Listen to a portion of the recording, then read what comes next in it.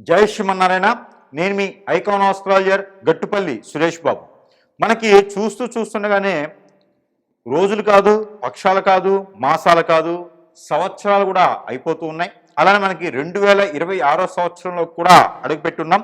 ఈ 2026 సంవత్సరాలు అడుగు పెట్టగానే చూస్తుండగానే జనవరి మాసం అయిపోతూనే ఉంది, వెళ్ళిపోయింది కూడా. అలానే 2026 సంవత్సరం ఫిబ్రవరి మాసంలోకి అడుగు పెట్టున్నాం. అయితే మనకి సంవత్సరం ఆరంభంలోనే ఈ యొక్క మాసంలో ఎలా ఉండబోతుంది, ద్వాదశ రాశుల వారికి ఏమేం మార్పులు చేర్పులు ఉన్నాయి, గ్రహాలు, ఈ గ్రహాల యొక్క స్థితిగతుల ద్వారా మన గోచార ప్రకారంగా కూడాను, ఆ దశ అంతర్దశలు ప్రకారంగా కూడాను ఎలా ఉన్నాయి, ఏమేమి నడుస్తుంది, కథ ఏంది, కార్ఖానా ఏంది, అసలు మనకి జాతకం ఏంటి, ఏం జరగబోతుంది ఒకసారి పరిశీలన చేసుకున్నట్టయితే కనుక ఇక మనకి మారేటువంటి గ్రహాల యొక్క స్థితిగతులు, అలానే ఏ స్థానంలో ఏ గ్రహం ఉన్నది, ఇవన్నీ కూడా మనం ఒక్కసారి పరిశీలన చేసుకుందాం. అలానే ముఖ్యంగా ద్వాదశ రాశుల వారికి ఒక చిన్న విన్నపం ఏంటంటే కనుక రాశి ఏదైనా, నక్షత్రం ఏదైనా, దశ అంతర్దశలు ఏవైనా గోచార ప్రకారంగా ఏ ఒక రాశిలో ఏ గ్రహం ఉన్నా, ఏ స్థానంలో ఏ గ్రహం ఉన్నా, మీకు ఏది కలిసి రాకపోతున్నా కూడా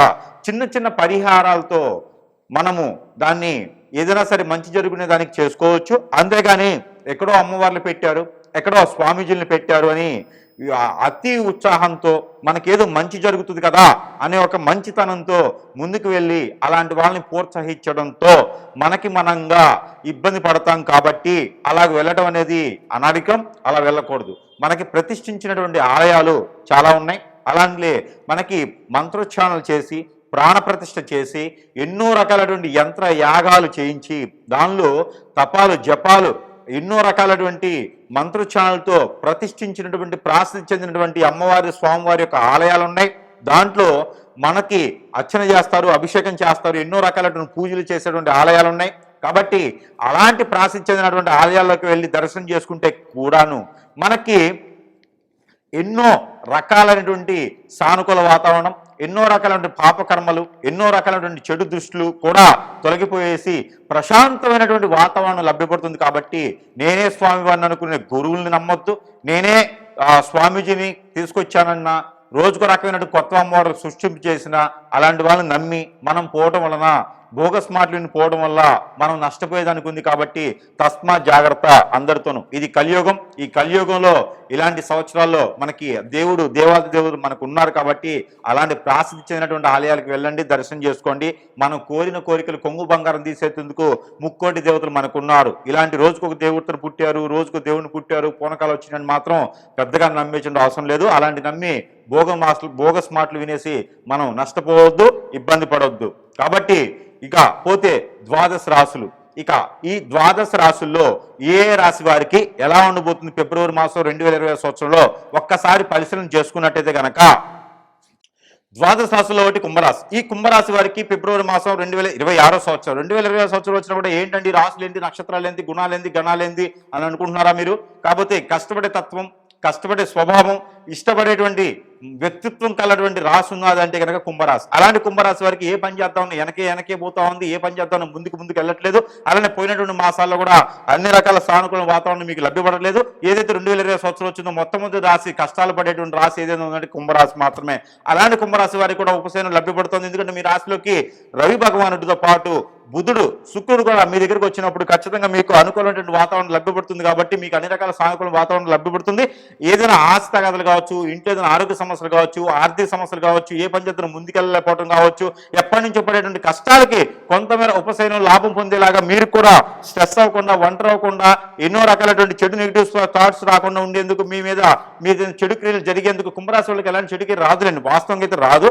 ఒకవేళ మీకున్న దరిద్రానికి ఇంకేమైనా చెడు క్రియ కూడా ఎంటాడితే ఇబ్బంది అవుతుంది. దాని దగ్గర వాస్తు కూడా బాగాలేకపోతే ఇంకా ఇబ్బంది పడిపోతూ ఉంటారు. అలాంటి కుంభరాశి వాళ్ళకి ఏదైతే కష్టపడిన ప్రతిఫలం కూడా అంతే వచ్చేలా కనిపిస్తుంది. ఫిబ్రవరి మాసంలో ఎన్నో సంవత్సరాలు కష్టపడిన ద్వారా ఈ ఫిబ్రవరి మాసంలో కొంతమేర ఉపశమనం లభ్యపడేలాగా కనిపిస్తుంది. కాబట్టి ఏదైనా జాబ్ పరంగా కావచ్చు, బిజినెస్ పరంగా కావచ్చు, వృత్తి పరంగా కావచ్చు, రాజకీయ పరంగా ఏదైనా ప్రైవేట్ రంగాల్లో కావచ్చు, సెక్టార్లో కావచ్చు, సినీ రంగంలో కావచ్చు, ఎందులో సరే కొంతమేర అవకాశాలు మీకు మెండుగా వస్తాయి. కాబట్టి ఫిబ్రవరి 15వ తారీఖు తర్వాత మీరు ప్రయత్నం చేస్తే కనుక మార్చి 15 లోపు కనుక మీరు నిలదొక్కునేదానికి కాకుండా మీరు నిలబడి పరిగెత్తేందుకు కూడా మీకు సానుకూల చిన్న చిన్న అవకాశాలు కూడా మీరు అందిపుచ్చుకోండి చేజార్చుకోకుండా.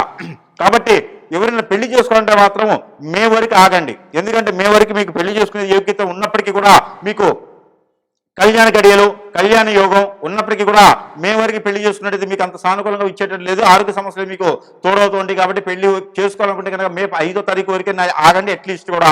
ఇక విదేశీయానం అయితే అంతగా కలిసి రావట్లేదు. మే 18 వరకు మే 18 తర్వాత మాత్రం మీరు విదేశీ ప్రయత్నం చేసుకోండి. అలానే ఈ కుంభరాశి వారికి అనుకున్నటువంటి స్థానంలో అనుకున్న స్థాయిలో రావాలంటే ఇనుము ఇటుక ఇసుక రియల్ ఎస్టేట్ ఇలాంటి రంగాలే కాకుండా రాజకీయ రంగం కూడా మీకు బాగా సానుకూలంగా ఉంటుంది. కాబట్టి అలాంటి రంగాల్లో మీరు ప్రయత్నం చేయండి.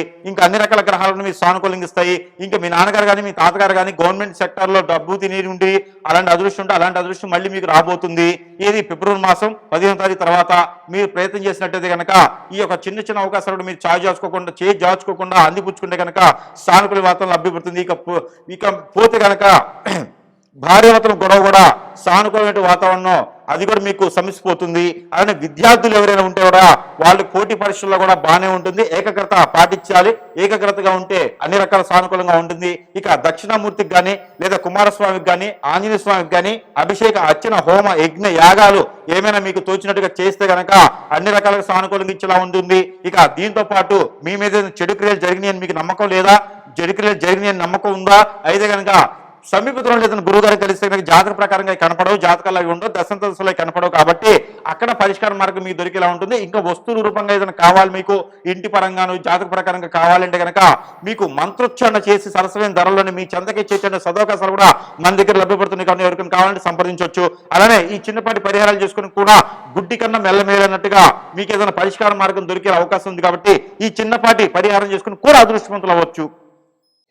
అయితే మీకు ఖచ్చితంగా ఈ సమస్య ఉంది అంటే కనుక ఈ రాశి వారు చేయవలసినటువంటి ఒక చిన్న పరిహారం ఏమిటంటే ఈ రాశి వారు కనుక ఈ పరిహారం చేసుకున్నట్టయితే ఖచ్చితంగా ఉన్న సమస్య పూర్తిగా తొలగలేకపోయినా ఉపశమనం అయితే ఖచ్చితంగా లభ్యపడుతుందని చెప్పవచ్చు. అంటే గుడ్డిలో కన్నా మెల్లమేలు కదా ఆ రకంగా అవుతుంది. కాబట్టి ఈ పరిష్కారం ఏంటంటే కనుక మీకు నిజంగానే ఈ సమస్య ఉందంటే పరిష్కారం చేయండి. ఈ పరిహారం ఏంటంటే పసుపు 50 గ్రాములు, బియ్యం మనం రోజు తినేటువంటి బియ్యం 50 గ్రాములు, లవంగాలు 50 గ్రాములు తీసుకోండి. తీసి 3 కూడా బాగా కలపండి. మిక్సీకి వేయాల్సిన అవసరం లేదు, చేతితో కలపండి. కలిపి ఒక దగ్గర సేవ్ చేసుకోండి. దాన్ని 3 భాగాలు చేయండి.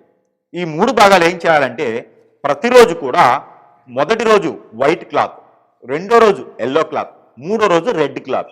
ఇవి క్లాత్లు బ్లౌజ్ పీస్లు అలా ఉంటాయి కదా, అలాంటి చిన్న క్లాత్లు తెచ్చుకొని ఈ ఒక 150 గ్రాములు కలగలిపి ఉన్నారు కదా 50 గ్రాములు వీటిల్లో 3 భాగాలు చేసి ముందు రోజు వైట్ క్లాత్, తర్వాత రోజు ఎల్లో క్లాత్, మూడో రోజు రెడ్ క్లాత్.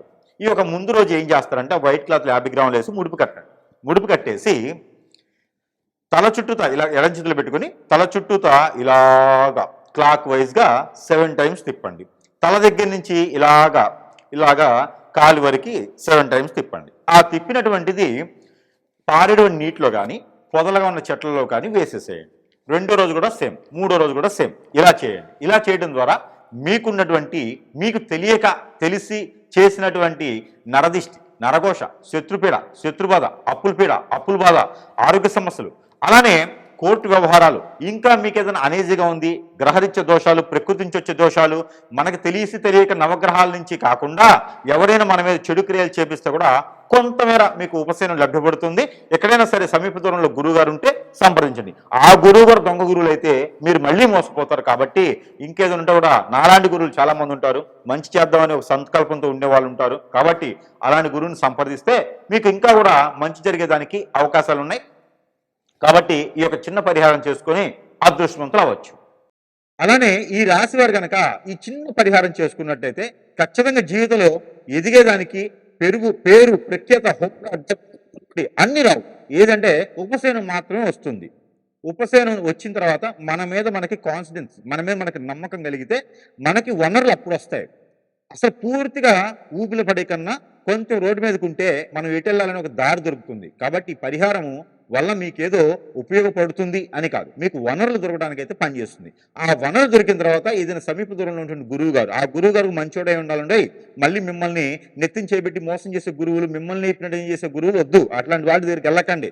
రోజు 10 మంది గురువులు పుడుతున్నారు, ప్రతి ఒక్కరి దగ్గరికి వెళ్తే మనం పోతాం. అనవసరమైనటువంటి వాళ్ళు వెళ్ళొద్దు, అలాగా వెళ్ళి కొని తెచ్చుకోవద్దండి. వాడేవాడో చెప్తున్నాడు, ఈడోడో మాట్లాడుతున్నాడు, వాడి వల్ల ఇది, వీడి వల్ల అయితే అని చెప్పేసి ఉంగరాలు పెట్టుకున్నాడు, కిరీటం పెట్టుకున్నాడు అని చెప్పి వెళ్ళాం అనుకోండి, అలాంటి వాళ్ళు మనం ఇబ్బంది పడిపోతాం అనమాట. అట్లా వెళ్ళకండి. చిన్న చిన్న పరిహారాలతో కూడా మీ పరిష్కార మార్గం ఉంటుంది. ప్రతి ఒక్కరు గుర్తుపెట్టుకోవాలి, కష్టపడితే మాత్రమే ఫలితం ఉంటుంది. ఊరకనే వచ్చేది అయితే ఏది మనకు దగ్గర రాదు, డబ్బులు ఊరికనే రావు. కాబట్టి ఈ చిన్న పరిహారం మీకోసం ఏమిటంటే, మీకు ఇప్పుడు సీజనే, సమీప దూరంలో ఎక్కడైనా పొలాలు గట్రా ఉన్నా, లేదంటే ఎక్కడైనా మార్కెట్లో అమ్ముతూ ఉంటారు రేగిపళ్ళు.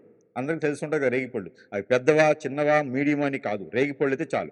ఆ రేగిపళ్ళు లేదా పచారీ షాప్స్లో, ఆయుర్వేద షాప్స్లో, పూజా సామాగ్రి షాప్స్లో అమ్ముతుంటారు. ఆ రేగిపళ్ళ చూర్ణం అని దొరుకుతుంది. అలాంటి ఏ రేగిపళ్ళ చూర్ణం అని తీసుకోండి. లేదా మీకు దొరికితే ఇంకా అదృష్టం ఏంటి తెలుసా అండి, రేగిపళ్ళ ఆకు. ఈ రేగిపళ్ళ ఆకు తెచ్చుకోండి. ఈ మూటలు ఏదో ఒకటి దొరకలేదంటే మెహందీ తెచ్చుకోండి. మరి ఇంకా అంతకన్నా దొరకదు కదా, మెహందీ తెచ్చుకొని అందరూ కూడా గోరంటాకు పెట్టేసుకోండి. మెహందీ అంటే ఇప్పుడు దొరికేటువంటి పచారీ షాప్లో దొరికేటువంటి, మనకు ఫ్యాన్సీ షాపులో దొరికేటువంటి, బ్యూటీ పార్లర్ దొరికేటువంటి మెహందీ కాదు. కానీ ఇంక తప్పదనుకుంటూ ఆ మెహందీ తెచ్చుకొని పెట్టుకోండి. అందరూ శుక్రవారం రోజు పెట్టుకుంటే మీకు అన్ని రకాల చర్మ వ్యాధులు, నరదిష్టి, నరఘోష కూడా తగ్గుతుంది. మీ మీద ఏదైనా చెడు క్రియలు జరిగితే కూడా అవి కూడా పటాపంచలేకపోతాయి. ఇక మెహందీ లేకపోతే కనుక, మెహందీ పర్టికులర్గా కాదండి, రెండో ఆప్షన్ కోసమేది. కాకపోతే ఈ రేగిపళ్ళు కానీ, రేగిపళ్ళు చూర్ణం కానీ, ఏ సైజులో ఉన్న రేగిపళ్ళు అయినా పర్లేదు, రేగిపళ్ళు చూర్ణం అయినా పర్లేదు, లేకపోతే కనుక రేగిపళ్ళు ఆకులు, వీటిలో ఏదైనా సాధించుకొని సంపాదించుకొని తెచ్చుకొని ఒక 5 నుంచి 10 లీటర్ల నీళ్ళల్లో, నీళ్లు కొలిసే అవసరం లేదు, ఉరామారిగ్గా ఒక 5 నుంచి 10 లీటర్ల వాటర్లో ఇవి వేసి కాచండి. కాచిన తర్వాత అవన్నీ తీసి పడేసి ఆ నీటిని సేవ్ చేసుకొని అందులో ప్రతిరోజు కూడా స్నానం చేసే దాంట్లో ఒక 10 to 5 ml ఉరామారిగ్గా ఒక 10 to 5 ml మనం స్నానం చేసే దాంట్లో వేసుకొని స్నానం చేయడం ద్వారా మన మీద ఉన్నటువంటి నెగిటివిటీ, చెడు దృష్టి, ఆ నరదిష్టి, నరఘోష, శత్రుబేడ, శత్రుబాధ, ఆర్థిక సమస్యలు, ఆరోగ్య సమస్యలు, ఈ వీటితో పాటు కాకుండా గ్రహ దోషాలు, గ్రహరిత దోషాలు, ప్రకృతి దోషాలే కాకుండా మన మీద చెడు క్రియలు జరిగినప్పుడు కొంతమేర ఉపశమనం ఖచ్చితంగా లభ్యపడుతుంది. కాబట్టి ప్రతి ఒక్కరు ఈ రాశి వారి అయితే కనుక ఇది పాటించి చూడండి. ఖచ్చితంగా మీకు ఏ పని అయితే జరగట్లేదో, ఆటంకం ఉందో అవన్నీ కూడా ఇలా చిటికలో తొలగిపోయేసి మీకు అన్ని రకాలుగా సానుకూల వాతావరణం లభ్యపడేదానికి సహకరిస్తుంది. కాబట్టి ఈ ఒక చిన్న పరిహారం చేసి అదృష్టవంతులు అవ్వచ్చు. అలానే మనకి ఈ రాశి వారికే కదా, ఈ రాశి వారు అయితే ఖచ్చితంగా ఈ పరిహారం చేసుకుంటే అదృష్టం మీ వనికి, అదృష్టం మీ సొంతమే అని కాదు. కాకపోతే మనకున్నటువంటి దారిద్ర్యానికి కొంతమేర ఉపశమనం అయితే లభ్యపడుతుంది. అది ఏమిటో తెలుసా అండి, ఇంట్లో మనము సాంబ్రాణితో ధూపం వేస్తుంటాం అప్పుడప్పుడు, తెలుసు కదా. ఆ సాయం సంధి వేళ వేస్తుంటాం మనం. అయితే గుగ్గిలము, సాంబ్రాణి ఈ రెండు సమీపంలో కలపండి. దాంట్లో పచ్చకర్పూరం కలపండి, పౌడర్ చేయండి. పౌడర్ చేసేసి పచ్చకర్పూరం కలిపేసేయండి. ఆ పచ్చకర్పూరము, గుగ్గిలము, సాంబ్రాణి 3తో పాటు బిర్యానీ ఆకు అంటారు, బిర్యానీ పత్తా, ఆ బిర్యానీ ఆకు ఒకటి తీసుకొని చిన్న చిన్న పీసులు చేయండి. అది కూడా స్టోర్ చేసి పెట్టుకోండి. అలానే దాల్చిన చెక్క పౌడర్ స్టోర్ చేసి పెట్టుకోండి. లవంగాల పౌడర్ స్టోర్ చేసి పెట్టుకోండి. ఈ 3 కూడా చిన్నగా మనకి చిటికెడు అంటారు, మనం బొట్టు పెట్టుకుంటాం కదా, అంత సుమారుగా ఈ గుగ్గిలము, సాంబ్రాణిలో పొగ వేస్తూ వేస్తూ ఆ 3 కూడా చిటికెడు చప్పుని వేసి ఇంట్లో సాయం సంధ్యలో ధూపం వేయండి. ఇంకా చూడండి, ఇంట్లో ఉన్నటువంటి నెగిటివిటీ ఒకటే కాదండి, ఇంటికి ఎవరైనా చాదబడి చేయించినా, ఇంట్లో ఏదైనా అశాంతి లేకపోయినా, ప్రశాంతంగా లేకపోయినా, అశాంతి ఉన్నా, ప్రశాంతంగా లేకపోయినా, ఆర్థికంగా ఇబ్బంది ఉన్నా, నరదిష్టి, నరఘోష, డబ్బు రాకపోయినా, ఏ పని ముందుకెళ్ళిపోయినా, ఒకరికొకరు శృతులు లేకపోయినా, విడిపోయినా, ఇంట్లో అనేజీ, అన్ఫిట్ ఏది లేకపోయినా కూడా అసలు ఇంటికి వెళ్ళాలనిపించలేదు అనుకునే వాళ్ళకి కదా, ఇంట్లో వాస్తు బాలేకపోయినా, ఇంట్లో నెగిటివిటీస్ ఉన్నా, దెయ్యాలు, భూతాలు, పిచాచులు ఉన్నా, ఏ సమస్య ఉన్నా సరే, మన ఒంట్లో ఉన్నా, ఇంట్లో ఉన్నా, ఎలాంటిదైనా సరే మనం ఆ ధూపం దగ్గర కూర్చొని అది మనం పేర్చకుండా ఇంటిలో పాది ధూపం వేసుకుంటే కనుక సాయంత్రం 5 గంటల 20 నిమిషాల తర్వాత 7 గంటల 20 నిమిషాల్లోపు కనుక ఈ ధూపం ప్రతిరోజు వేసే వాళ్ళకైతే కనుక ఖచ్చితంగా వారికి అష్టైశ్వర్య ప్రాప్తి కలిగేలా ఉంది. కాబట్టి ఐశ్వర్య అంటే ఎవరో హీరోయిన్ కాదు, అష్ట అంటే అష్ట దరిద్రాలు కాదు, అష్ట ఐశ్వర్య అంటే మీకు ఎన్నో రకాలైనటువంటి సానుకూల వాతావరణం లభ్యపడేలా ఉంటుంది. కాబట్టి ఈ యొక్క చిన్న పరిహారం చేసుకోండి. ఆ సమయంలో సింహద్వారం తలుపు కూడా తీసి ఉంచండి. మీ ఇంట్లో ఎన్ని కిటికీలు ఉన్నాయో కిటికీలు కూడా తీసి ఉంచండి. ఒక 10 నిమిషాలు ధూపం పోయేదాకా ఇంట్లో ఉన్న నెగిటివిటీ బయటకు పోయి బయట నుంచి పాజిటివిటీ ఇంట్లోకి వస్తుంది. కాబట్టి ఇది ప్రతిరోజు చేయకపోయినా కూడా మంగళవారం, ఆదివారం, శుక్రవారం సాయం సంధ్యలో చేసుకోండి. అదృష్టం మీ సొంతం అవుతుంది. అలానే మనకి ప్రతి మాసంలోనూ మాస శివరాత్రి వస్తుంది. మన అదృష్టం కొంది ఈ ఫిబ్రవరి మాసంలో మహాశివరాత్రి వస్తుంది. ఈ మహాశివరాత్రి పర్వదినానే కాదండి, ఈ మహాశివరాత్రి వచ్చేటువంటి మాసం మొత్తం కూడా ఉండగలిగితే గనక మనము పాజిటివ్గా, అంటే పాజిటివ్గా ఉండాలి అనుకుంటే కనుక మనం పాజిటివ్ ఉండాలి. అంటే ఏమంటారు దాన్ని అంటే ఇది ఒక్క పొద్దు ఉండాలి అనమాట. ఒక్క పొద్దు ఉండడం ద్వారా మనకి అంటే సంవత్సరం మొత్తం అవసరం లేదు, మాసం మొత్తం అవసరం లేదు, పక్షం మొత్తం అవసరం లేదు, వారం మొత్తం అవసరం లేదు. ఆ శివరాత్రి పర్వదినాన్ని ఒక్క పొద్దు ఉండాలి. ఉండగలిగినటువంటి ఆరోగ్యం సహకరించిన వాళ్ళు మాత్రమే ఉండాలి సుమి. అయితే ఈ ఒక శివరాత్రి రోజున ఒక్క పొద్దు ఉండడంతో, జాగారం చేయడంతో మన అందరికీ కూడా స్టమక్ రిలేటెడ్ సమస్యలు, మన మీద చోకినటువంటి హిప్నటిజం, బ్లాక్ మ్యాజిక్, వశీకరణం, చేతబడి, పాగలముఖి, భానుమతి, ఏక్షని, స్పిరిట్, మందు పెట్టడం, మందు డీటీ లాంటి ఏమైనా మన మీద చెడు క్రియలు జరిగి ఉన్నా, మనకి ఏదైనా జరుగుతుందని మనకు తెలుస్తుంది. అష్టదిబ్బందిని ఏమైనా ఉండి మనం అనుకున్న పని ముందుకు వెళ్ళలేకపోతున్నా, గ్రహరీత్య దోషాలున్నా, ప్రకృతి నుంచి వచ్చే దోషాలున్నా, కాలసర్ప దోషం, నాగదోషం, కుజదోషం, కలత్ర దోషాలు ఏమైనా ఉన్నా, ఇలాంటివన్నీ కూడా కొంతమేర ఉపశమనం లభించడానికి, గుడ్డి కన్నా మెల్లమేలు ఆ రకంగా ఉపశమనం లభించడానికి, మనకి ఎన్నో రకాలైనటువంటి ఉపాధి అవకాశాలు కల్పించడం, వనరులు మనకు దొరకడానికి, జాబు పరంగా వెతకడానికి, పెళ్లి పరంగా జరగడానికి, రెండోది మూడోది కాదు, మొదటిసారిగా పెళ్లి చేసుకున్న వారికి పెళ్లి సంబంధం కుదరడానికి, మనలో ఉన్నటువంటి నరదిష్టి, నరఘోష, శత్రుపేడ, శత్రుబాధ, ఆరోగ్య సమస్యలు, ఆర్థిక సమస్యలు, అలానే మనకి ఏ రకమైనటువంటి సమస్యలను తొలగేదానికి ఈ యొక్క శివరాత్రి రోజున, మహాశివరాత్రి రోజున పాజిటివ్ ఉండడం, ఆ రోజున ఉండలేనటువంటి వారు అన్ని తినొచ్చు, కానీ నాన్ వెజ్ పూజించకపోవడం మంచిది. ఈ ఫిబ్రవరి మాసం మొత్తం కూడా నాన్ వెజ్ తినకపోవడం మంచిది. ఇక పరిహారానికి వస్తే కనుక ఎక్కడైనా సరే గొర్రెల కాపరి, కోళ్ల కాపరీలు ఉంటారు. వారికి గనక ఒక గొర్రెను, ఒక మేకను, ఒక కోడిను దానం ఇచ్చేయాలి. కోసుకొని తినమని కాదండి, పెంచుకోమని ఇచ్చేయాలి. లేదంటే కనుక బ్రాహ్మణోత్తమునికి మోయిన్తో పాటు గోదానం, వస్త్రదానం, భూదానం అని ఇట్లా ఉంటాయన్నమాట. అలాంటి దానాలు చేసుకోవడం మంచిది. లేదా సంక్రాంతి పర్వదినాన్ని కనుక మన పెద్దలు ఇచ్చేటువంటి కార్యక్రమం ఏదైతే ఉందో, శివరాత్రి పర్వదినాలు కూడా అలాంటి కార్యక్రమాలు, క్రియలు చేయడం ద్వారా మనకి పితృదోషాలు అన్నీ పోయేసి, కాలసర్ప దోషాలు అన్నీ పోయేసి మనకి ఎన్నో రకాలైన సానుకూల వాతావరణం లభ్యపడుతూ ఉంది. ఇక ఏ కార్యక్రమం చేసినా ముందుకెళ్ళట్లేదు, అష్టదిబ్బంది ఉంది, ఏ పని చేసినా ముందుకెళ్ళట్లేదు అనుకునే రాసులు ఉన్నారా? అయితే మీకోసం ఈ పరిహారం ఏంటంటే కనుక, ఎక్కడైనా సమీప దూరంలో అమ్మవారు ఉంటే కనుక కుంకుమార్చన చేయించి ఆ కుంకుమను ప్రతిరోజు ధరించుకుంటే మంచిది.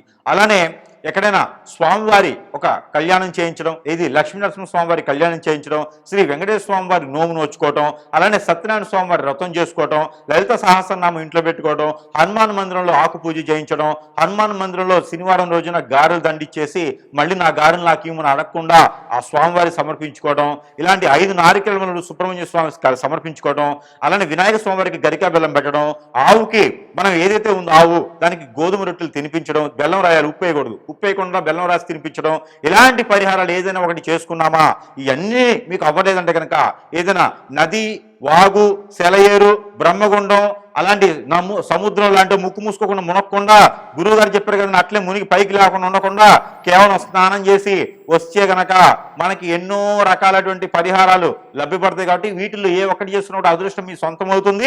అలానే ఈ పరిహారాలన్నీ కూడా పాటించడం ద్వారా మీకు ఏనాటి శని బాధ కానీ, మీకు ఎప్పుడో పట్టిన దరిద్రం కానీ, మీకు ఎన్నో రకాల సానుకూల వాతావరణం లేకపోతే కూడా మీకు అన్ని రకాలుగా సానుకూలంగా వచ్చేందుకు ఈ పరిహారాలు ఏ ఒక్కటి చేసుకున్నా కూడా మీకు అదృష్టం మీ సొంతం అవుతుంది. ఇక కూడా మీకు బాగాలేకపోతే సమీప దూరంలో ఉన్నటువంటి గురువు మంచోడా కాదా చూసుకొని వాడి వల్ల మనం ఇంకా ఇబ్బంది పడతామా, బాగా చేస్తాడా అనేది మనం గమనించుకొని కనుక మనకి ఇంకా దరిద్రాలుంటే గురువుని సంప్రదిస్తే కనుక ఖచ్చితంగా మీ దరిద్రానికి సానుకూల వాతావరణం లభ్యపడేలాగా ఉంటుంది. అప్పుడు మీ అదృష్టం బాగుంటుంది. కాబట్టి ఇందులో ఏ ఒక్క పరిహారం చేసుకున్నా అదృష్టం మీ సొంతం అవుతుంది. కాబట్టి ఇలా పరిహారం చేసుకుని అదృష్టవంతుల వాసంగా కోరుకుంటూ ఉన్నాను. జై శ్రీమన్నారాయణ.